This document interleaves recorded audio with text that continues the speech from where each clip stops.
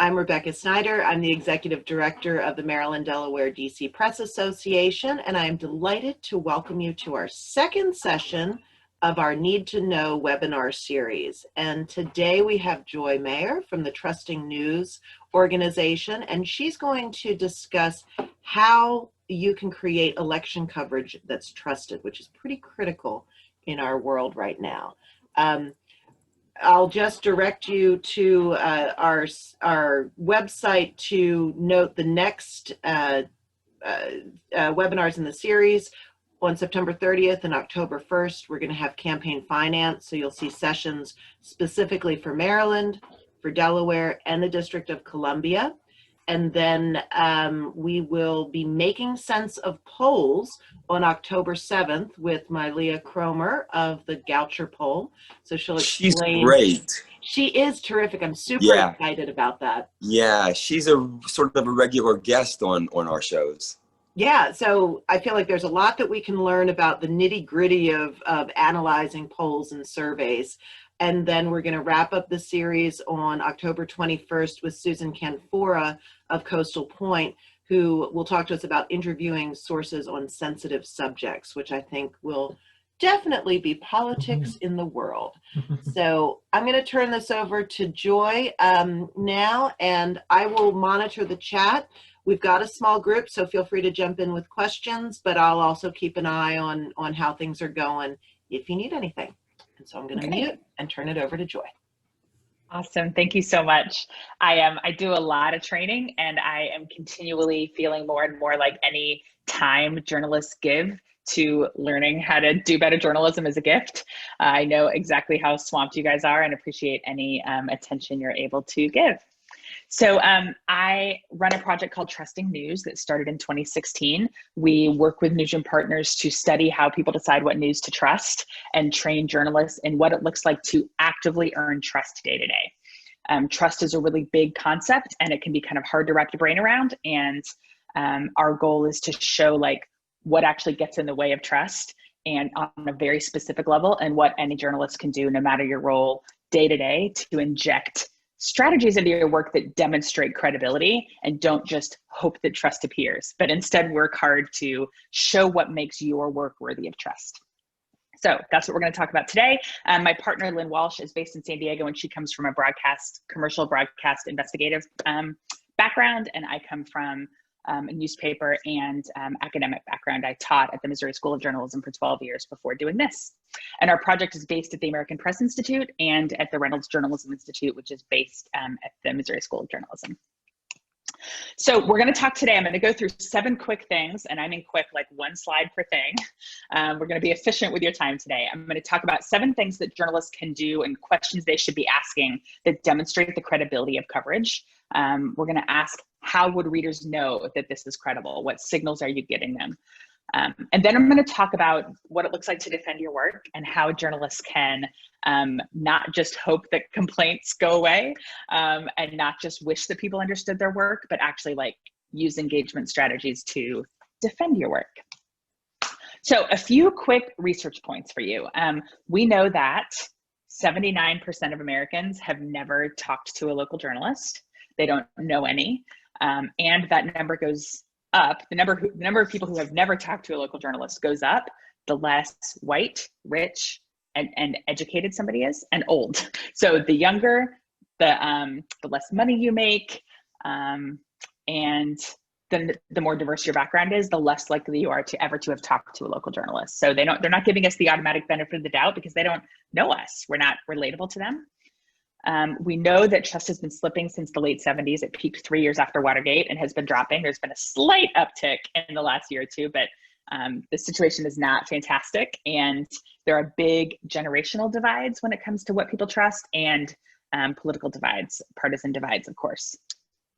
So we think and know in our bones and believe as we show up for work every day that we are offering a needed public service. There's just this huge disconnect between what people think we're here to do and what we're offering and what we know that we are doing our best to offer.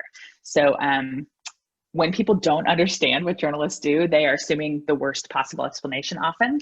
They are assuming that we don't have ethics, that we're not careful with the facts, that we sensationalize on purpose, all the things that we hear all the time. The approach of the industry has often been to put our heads down and work as hard as we can and just hope those perceptions change. And that is not proving to be very effective. Just some recent Pew research. Only 46% of people think journalists, or 46% of people think journalists rarely care about people like them. That's sort of like altruism, public service mission, like that we're here to help, is not something that's widely understood. Only 54% of people think journalists take responsibility for their mistakes. There's a lot here, covering issues fairly, providing accurate and fair information. There are too many people who don't give us credit for things that we feel pretty strongly that we do. So the polling, that number that we hit a low point in 2016 when only 32% of people said they had a fair amount or a good amount of trust in mass media.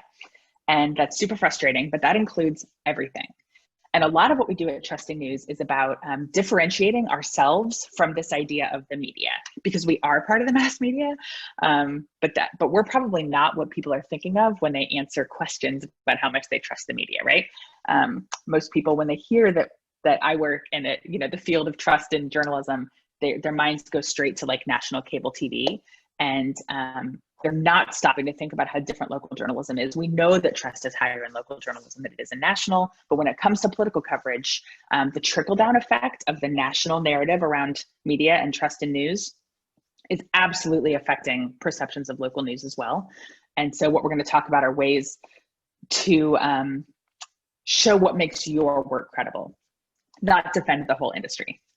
We know that the whole industry is not worthy of defense. I see plenty of things done in the name of journalism that are not, that are frustrating to me, or that are not things that I want to defend, things that I think are sloppy or careless, or purposely divisive or sensational, or I question the ethics behind some things done in the name of journalism. So we value skepticism in ourselves as an industry, and we should value skepticism in our audiences, that it is right for them to ask for evidence that we're credible and expect us to back that up. Not all journalism is credible. So what I want you to think about today is not how to persuade people they should trust journalists, but how to persuade people that your work is trustworthy. So we can be, when we look at the research, and I'm going to give you this slide deck, and it links to a whole bunch of other research if you're a research nerd. So it's perfectly reasonable to be frustrated that people don't have faith in the work you do. My hope is that you are also determined to change perceptions of your own work, and that you feel some empathy for how difficult it is to consume news these days. It is frustrating to try to figure out what is valid, what is true, what is worth your time, what needs to be fact checked, who you can turn to. It is really frustrating. So you do not get automatic credit for your good intentions. And we're going to look at what you can do, 7 ways to examine the experience of consuming your news. And for each one, I want you to ask, how would the audience know what makes this work credible? So here are 7 things. The first one, I want you to think about your sourcing.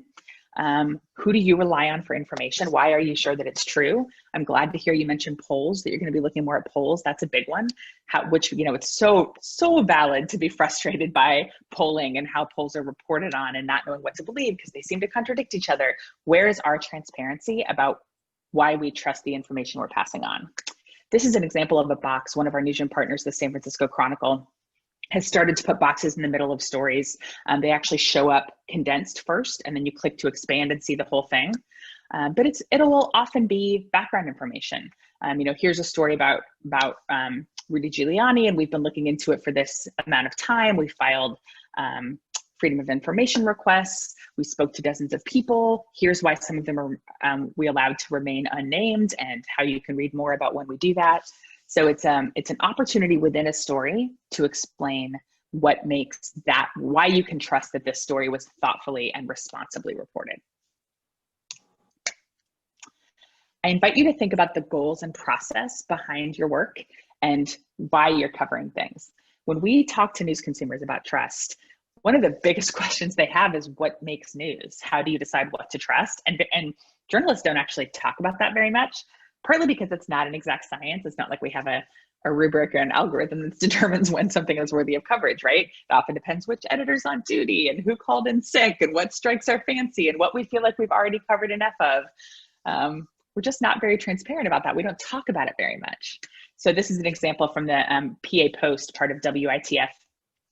And they were just explaining why they did a story. They heard a lot of pushback saying, they were reporting on what a political party had done, shared kind of a nasty meme, and they got pushback about, oh, you're just trying to make them look bad. And so they just wrote something that said, here's why this specific thing seemed to indicate us a preview of how this election was going to play out and why it's important to us to watch sort of the tactics of the political parties and how that plays out. So stopping to explain what you're here to do and why a story matters can really help people get inside your head a little bit and feel like they understand your intentions, feel like you might be on their side.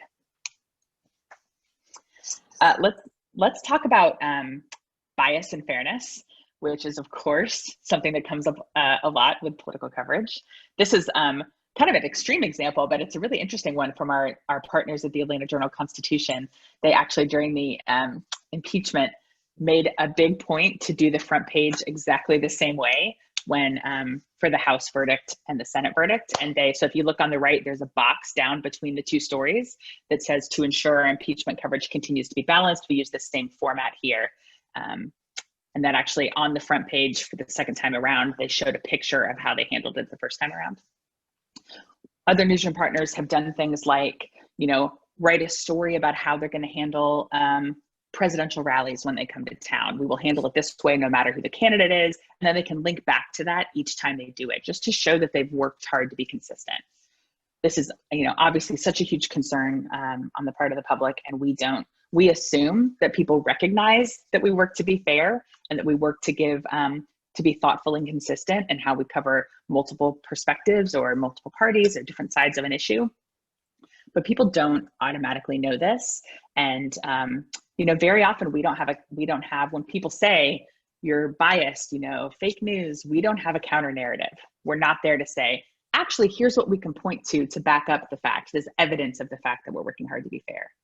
So if this is a complaint that you get, I really invite you to think and talk in the newsroom about your counter narrative. Where is the evidence that we work to be fair? What could we tell people about how we hold each other accountable for fairness? Sort of our internal checks and balances. What could we link to that shows what else, other examples of our coverage? What do you say in response besides just, well, shoot, I wish they knew?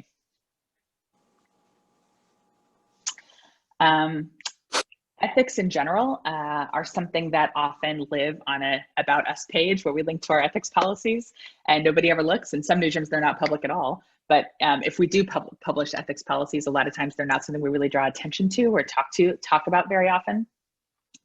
And a lot of people would be surprised to know that journalists have ethics policies that they follow. And I think we're not telling a very compelling story about the sort of framework, the ethical framework that underpins our work. So here, this is a column from the Atlanta Journal-Constitution that they wrote at the beginning of their legislative session this year, where they said, here's how we decide what to cover. Our job is to find out how Georgians will be affected by what the legislature does. Not every bill gets the full treatment. We look at bills with the biggest potential impact. Both chambers of the legislature are controlled by Republicans, and the governor and other statewide leaders are also Republicans. That means that issues and bills they push have a far greater chance of becoming law, and that's why they get more coverage from us. When Democrats controlled the legislature, the reverse was true. Our scrutiny of elected officials is not based on personal political views or preferences, but on our responsibility to help you. And we hold each other accountable for that. So I just think it's really worthwhile to think about how you've clearly articulated what you're here to do and your goals and your approach, instead of just hoping they're evidence people. Nice thing about spending time articulating something like this is that then you can link back to it. Once you've taken the time to do this on a policy page, in a Facebook Live, in a newsletter, anywhere that you can link, then you can include a box with a story anytime that says, we work hard to be fair and we're covering this because X, read more here. Let's talk about how confusing it can be to tell what is opinion coverage and what is news coverage. This is an example from the New York Times of how really clearly they label opinion coverage. On the left is how it appears on their website. There's a kicker. It says by the editorial board. And it says the editorial board is a group of opinion journalists that is separate from the newsroom. And if you click on editorial board, there's even more there. So the byline links to more about how they operate and who is on the board. And then when you paste that headline onto Facebook, the kicker word opinion morphs into part of the headline and shows at the beginning. So it would be very difficult to consume this without realizing that what you're getting is opinion content. We have come to the belief after years of doing this that the word opinion is really the best one and that it needs to appear at the front of every headline, not editorial, which is confusing, not column, not the name of the columnist, not letter, the word opinion. I'm a little mystified that as an industry, we continue to let this be confusing for people. The confusion, it's kind of easy to blame it on cable news. You turn on the TV and you have no idea who's a journalist and who's a commentator and who's an analyst and what the different roles are. And it is very confusing to tell. Too often what I see is opinion headlines being shared where maybe you have to get to the end where there's a tagline saying somebody is a guest columnist or an opinion columnist, or maybe you have to know that the last name in the headline is a regular columnist in order to know that it's an opinion. So I really invite you to take a hard look at how your opinion content, if you use it, is labeled and how those labels travel to apps, to atomized broadcast or audio content, to social media and any other platform, and just make sure that it would be pretty impossible to consume something without the word opinion appearing. I invite you to think about the basics of election coverage. And this is so important going into this crazy election, that how easy is it on your website to find things like how to register to vote, what's on the ballot, when, if polling places have changed. This is a Philadelphia Inquirer reporter who tweets out every day. He scheduled them all ahead of time and tweets out every day links and kind of a countdown to encourage people to take action. What I find a lot on news sites is that there's not a consistent sort of landing page where people can get answers to these questions. And so they end up hunting, and you hope that they find it within a story. Maybe the fact that some polling places have shut down and here's the list of the new polling places is in the middle of a story that you wrote 3 weeks ago when the decision was made. But if I just show up to your website and start searching, am I going to find that? Is it going to be clear that I have the newest information, or has it perhaps changed again? I think that people are doing a whole lot of Googling to figure out what's up with the election, and will be leading up to November. And news websites, a lot of really vital information is often buried in the middle of stories, and it can be very hard to tell whether you're getting fresh information. So how will people know when they come to your website where they can get access? I would love to see sort of a dashboard or an ongoing voter's guide that just links to everything people would want to know, so that they know they can always find the most recent information. And then let's talk about what it looks like to fight back. How do you respond when your integrity and credibility are called into question?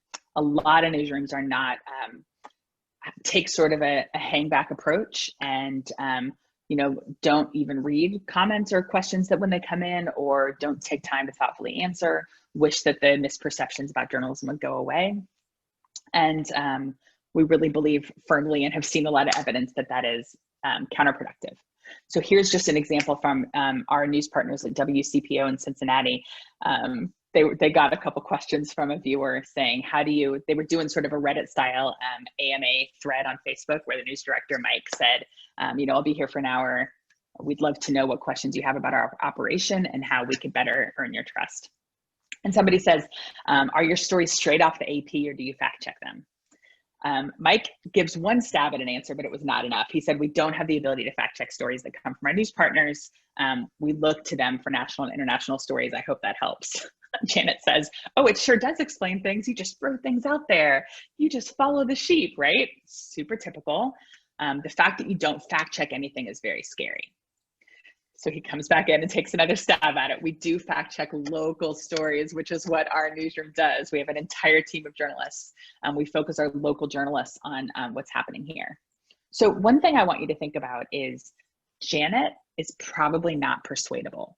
Janet is not in this interaction going to determine and believe that the journalists at WCPO are responsible. However, this, two things, a lot of other people are reading this thread, not just Janet. And when you respond, you don't want Janet to have the last word with her accusation. You don't want that to go unchallenged. You want everyone else reading the thread to see your rebuttal, your counter narrative. The second thing is that it matters a lot that you in the newsroom know that people don't understand AP coverage and how that works.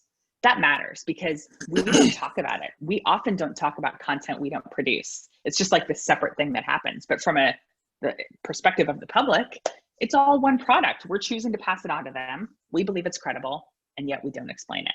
So why do you run AP content or any other sort of syndicated or wire or partner content that you run? Where does that come from? Why do you trust that it's accurate? What is the process in the newsroom? If people don't understand that, remember, I said they're not giving you the benefit of the doubt.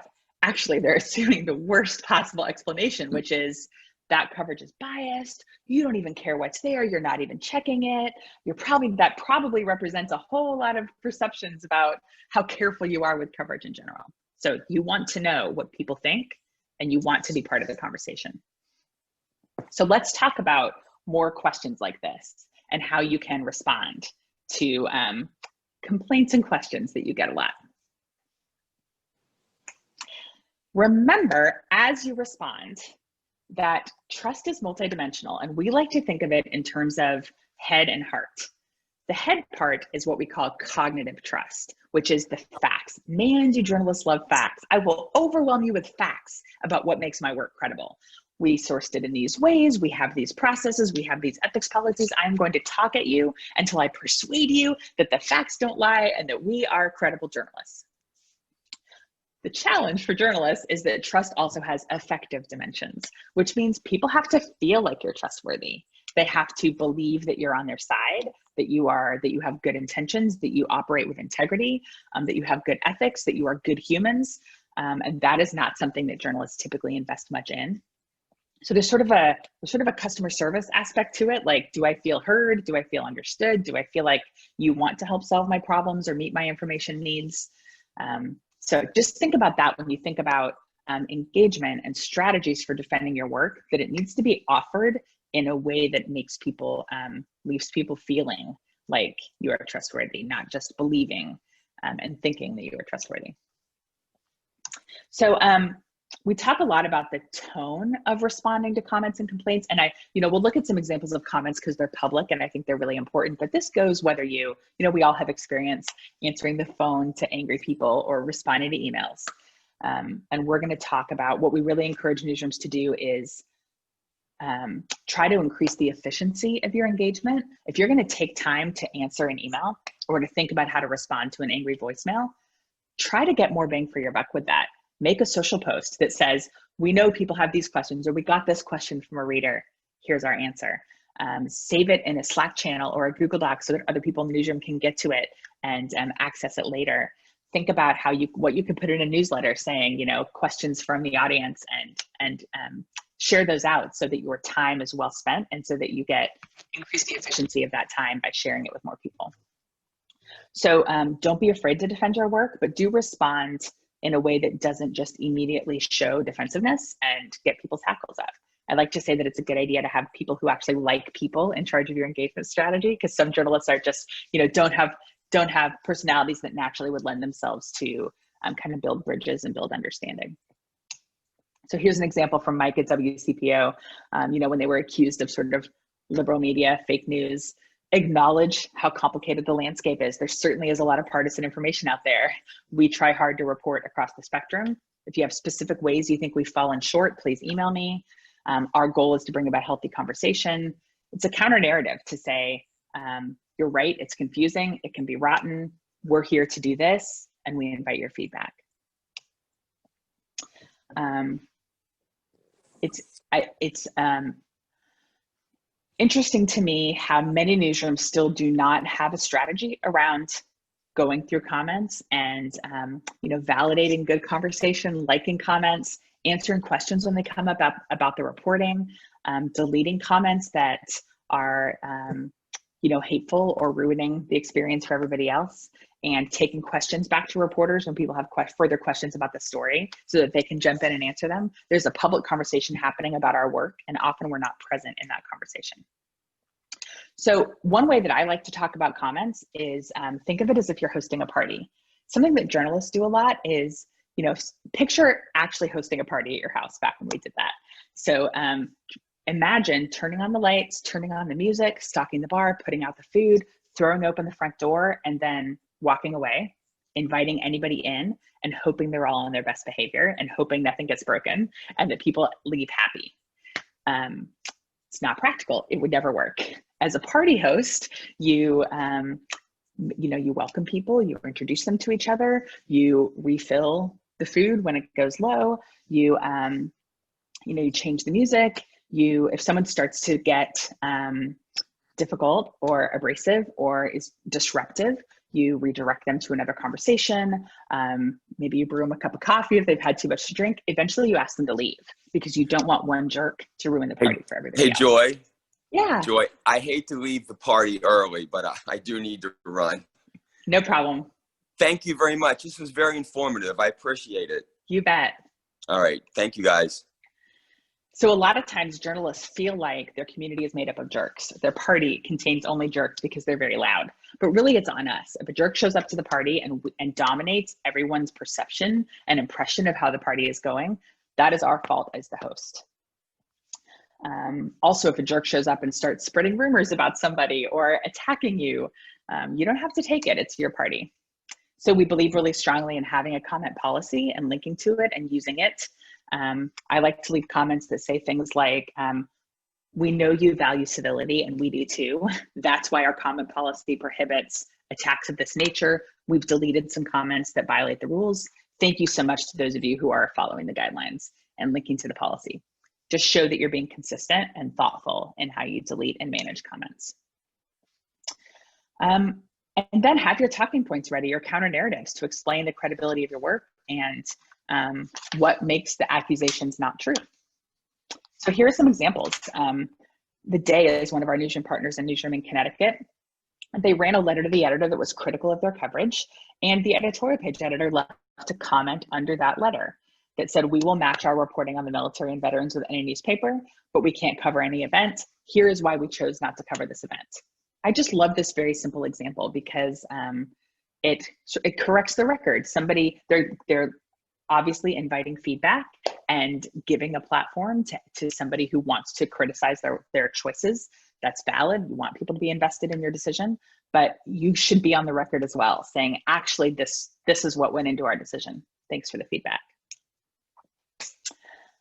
This is a newsroom that had to really carefully manage its staffing when it came to covering primaries. And they were covering a Democratic primary heavily because it was more contested. And they got a question from somebody, are you interviewing Republican candidates as well? And if you scroll down, the Milton Independent responds and says, because of our limited resources, we had to focus our attention on the most competitive race. Be assured that leading up to the primary, we will speak with candidates from both parties. So it's very simple. It's the kind of thing newsrooms would take for granted that, of course, you're going to focus on the races that are most competitive or where you can most help voters make up their minds. Of course, once the primary is over, you'll turn your attention to this other race, the general election, but it's not obvious to the public. And a lot of times they will make assumptions like this, that surely they will fill in the blanks in their mind with an explanation that will not flatter you or your intentions. So being on the record is really important. I would hope that in addition to leaving comments, this is also explained in a column, in a newsletter. It could be in a note at the top of the story or to the side of a story. Here's one other example from WCPO that I think is really interesting. When they were inviting feedback from their audience and the news director was inviting questions and answering them, they got a comment from somebody saying, journalists are awful at how they cover firearms. They're uneducated and obviously biased. Too many times I see stories that are just flat out inaccurate. So Mike says, thanks. And then he loops back and says, if either of you know any great experts to use, please feel free to get in touch with me. And the next day, Mike forwarded me an email thread with one of these gentlemen who had said, I do know people who own a gun shop, but they're not going to want to talk to you because they're not going to believe that you really want to get this right. And in the course of their exchange, that relationship was repaired and the newsroom was connected to a gun shop owner who said he'd be happy to help. So they were able to use that to sort of do some training in the newsroom. So that sort of genuine validating feedback and asking more questions and building a bridge there it can be really worthwhile to listen and then try to solve whatever problem presents. I have a couple examples from PolitiFact, which we've done some work with.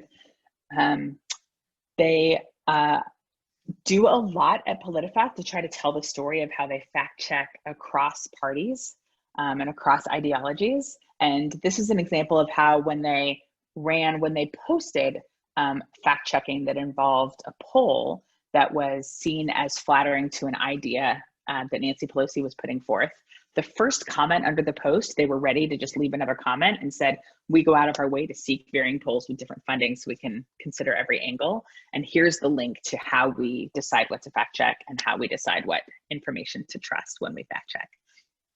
So being proactive there and saying, we anticipate that people might have this question, and here's one way we could address it.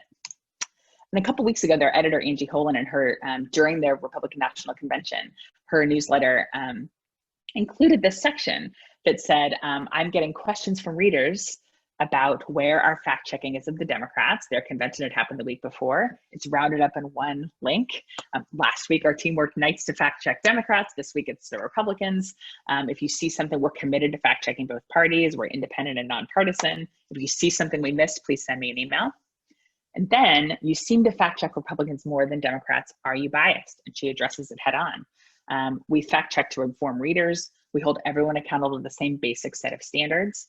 We do tend to fact check provocative statements that sound wrong. So if some people get fact checked more, that might be why. But again, we're not perfect. And here's how you can contact me if you have feedback. I think it's important. This is the counter narrative, right? We know people think this, so let's address it. What do we wish they knew? Not going to persuade everybody.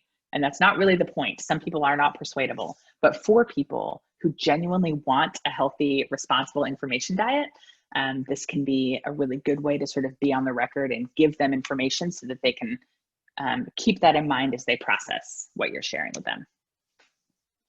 This is part of a newsletter from ProPublica, and they're explaining that they don't believe in a false equivalence, but we have published many more stories critical of Donald Trump than we did of Barack Obama. And let's be clear about why. 14 Trump appointees or associates have been convicted of crimes. Trump has made an average of 15 false or misleading claims every day. Nothing like that has ever happened before. That said, the unique presidency of Donald Trump is no reason to suspend accountability or accountability journalism for his political opponents. So they, again, address why and how covering this administration is really different, and then how they're handling it in response. So they're getting on the record about their approach. So I really do invite you, just wrapping up here, to think about the feedback and comments you typically receive and what you could do about them. What do you wish people knew about you, your ethics, your credibility, and your approach to journalism?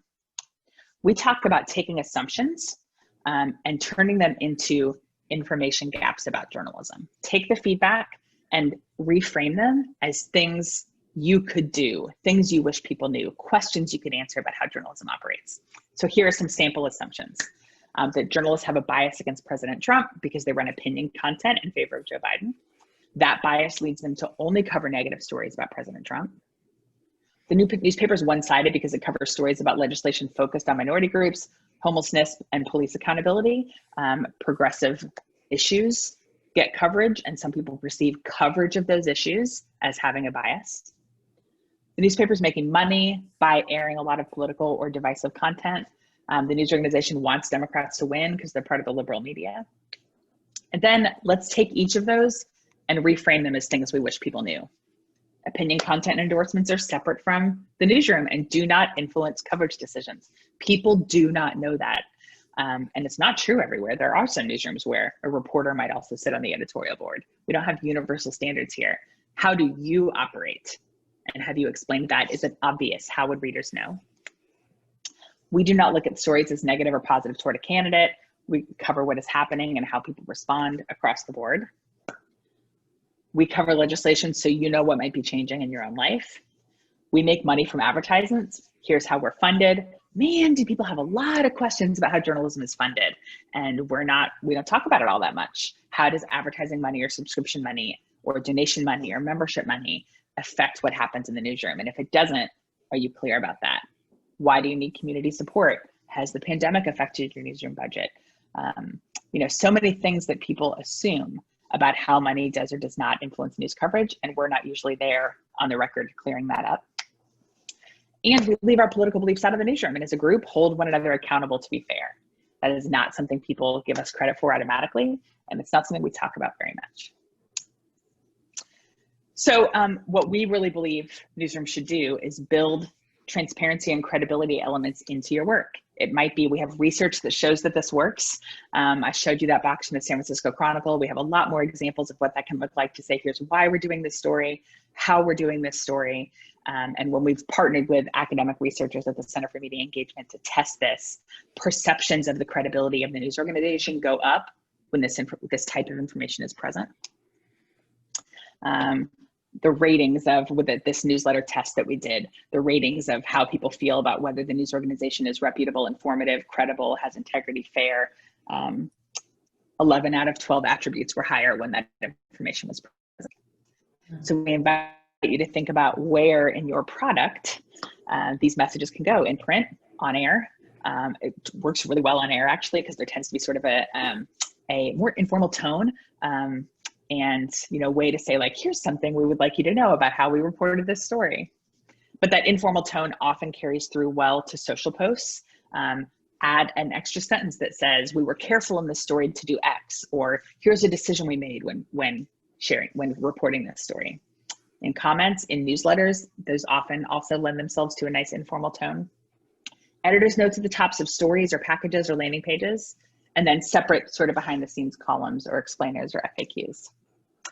So nobody but you is going to address these information gaps and clear up misunderstandings and defend your integrity. So we just really hope that you are able to invest the time.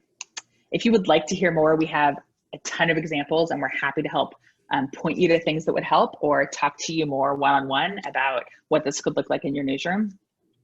We send a Trust Tips newsletter once a week. The URL is here that you could subscribe to it. It's just one quick actionable tip that anybody can execute when it comes to trust. Mm-hmm. We just launched a SMS course. We took election tips and put them into 10 text messages that you can sign up for free. So that URL is here as well. And then we're working with a program called Election SOS that has grant funding to pair college students and recent grads up with journalists, especially journalists in battleground states, for free. We pay the journalists, and the newsrooms get extra free help. So we're taking applications through September 29th for both potential fellows and newsrooms that could use some extra bodies and support over the next couple of months. So that is it for my presentation. I really appreciate your time. Joy, thank you so much for sharing what are really actionable tips. I was amazed at how, you know, in some ways how simple it is, and it in a lot of ways it comes down to communicating about the process of journalism and how we see our role, and communicating clearly and consistently. Yeah, and unfortunately, it's just not really part of our routines to think about that transparency, injecting into the product messages that explain how it was produced. That's just not, we focus on doing good journalism, not really thinking too much in that process about how it might be perceived. So we're just trying to inject some new questions into the well-worn processes that journalists have. Absolutely. For our participants, do you have any questions or any observations that you wanted to bring up about the work? I actually have a question. So we have a small newsroom. I'm the managing editor, and we have about 8 reporters, but we don't have anyone in the company dedicated to being an ombudsman and doing this kind of engagement. So what are you seeing small newsrooms do? We work with quite a few really small newsrooms, and honestly, it's a matter of injecting into the process those sorts of questions. So as you're getting, so first of all, thinking about what gets in the way of trust, like, can you talk as a newsroom about, we know that what perceptions do people have of your work and what gets in the way? So first it's like identifying the problem. We wish people knew this about how we do our work. If people could just sit and watch us, they'd give us credit for doing this. So first identify what that is. And then it's really about figuring out what in your product allows for easy transparency. Is it an editor's note at the top of a story? Is it a box that you put in print or online with a story? Do you have a newsletter where it's easy to sort of inject some information about how you make your decisions? It's not, in most newsrooms, actually, it's not a specific person's job to do this. Okay. It's about as a company and as an organization, starting like in your news meetings, you have a conversation about, well, we know people will think this, we know this is going to get people riled up, and then stop and say, well, how can we be proactive about that? If we know this will get people riled up, or we know they're going to assume that we are doing this only to make somebody look bad, Okay. what is our counter narrative and where can that go? Is it a column? Is it a social post? Is it a note with a story? What does that look like? And I really do encourage you to think about, there are a lot of ways that I can imagine injecting this into all parts of a newsroom, but I invite you to think about what your greatest opportunity is. What is maybe you identify one thing. What is the number one thing we wish people knew about our internal deliberations, our ethics, our staffing, our goals? And then think, well, where could we tell people that? And don't let questions about which field in the CMS does this go in, don't let that get in your way. Okay. Figure out a way to inject your message wherever it makes most sense to you. And it seems like you're telling us, because I know often when you look at Facebook trolls, you're like, they're not worth the time, but clearly you're saying they are, and that you would engage with them just like you would on the website, which is where they're paying for the news. What I'm saying is if we're taking the time to reply on our website, we should just do the same on Facebook. Well, I think that that's true. And I think that especially the more engagement something is getting on Facebook, the more people are seeing it. And it's just so important to remember that when the conversation is public, lots of other people are reading. So don't think of it as taking time responding to a troll, because there are plenty of people who are not really worthy of your response, or aren't asking in good faith, aren't really interested, are not persuadable. But the question is this is a conversation you're hosting on your website, on your Facebook post. This is your party, and they're talking about your work. How are you defending yourself? Are you letting your detractors have the last word, your critics? Are you letting them say whatever they want and just not even looking at it or walking away? Or are you there with a counter narrative? It almost seems like having kind of a process, really getting sort of your standard answers on, okay, you're biased and you suck. What's your pat, within each newsroom, figuring out, okay, what is that 1 or 2 sentence response? Mm-hmm. It's really worth the time ahead of time to Yeah. sort of, maybe it's a newsroom meeting where you sort of brainstorm that. Maybe the boss writes a column and then the excerpts are pulled out so that people sort of have the language. You don't want the staff to have to make this up each time. So a lot of newsrooms will have a Slack channel or a Google Doc or something where they copy and paste answers they think they might need again. And then, whether it's why do you have a paywall? News should be free. Or why do you cover this high school more than this high school? Whatever it is that gets people riled up, answer it a few different ways in a few different languages. People can adjust the tone or the style for, depending on who's talking. But what are the facts you want people to have? And articulate those and then keep them somewhere handy. Okay. Yeah, I love that idea. And Ashley, maybe that's something we'll do in a more hands-on webinar. In the winter, I'm thinking of doing some webinars that would be more okay, we're setting aside this hour to all work together on this thing, to kind of allow people to carve out the time for substantive work, because you won't do it, left to your own device. Right. Not you personally, but you know what I mean. Right. No offense. We actually do that in classes we teach, where we'll say, okay, here's a comment or a complaint or an assumption, and then let's all just get in the chat and write how would you respond to that accusation? And then we'll look at all the different languages and say, well, this one's good because of this, or this one still raises this question, or this one sounds defensive and hostile, and then sort of talk through what makes for an effective response. So that's a good idea. Get Joy to do a second round to help us through that, because it would, I think a lot of people do. Workshopping responses can be a lot of fun. Yeah. Matt, did you want to say something, or did you just flash up for sure? Oh, no, I think it was covered pretty well. But Okay. there were definitely some interesting ideas, but I didn't have any questions. Terrific. Well, I'm noting it's 10:17 and time is valuable for all of us. So if there's anything else that you want to ask Joy, I will send her contact information along with a recording of our webinar a little bit later today. And I want to thank you, Joy, for sharing your content with us. That was really helpful. And look ahead to the end of the month where we'll talk about campaign finance reports. And thank you all very much for joining us today. Thank you for having me. This is great. Have a you. great day. Have a good one. Bye-bye. Thanks.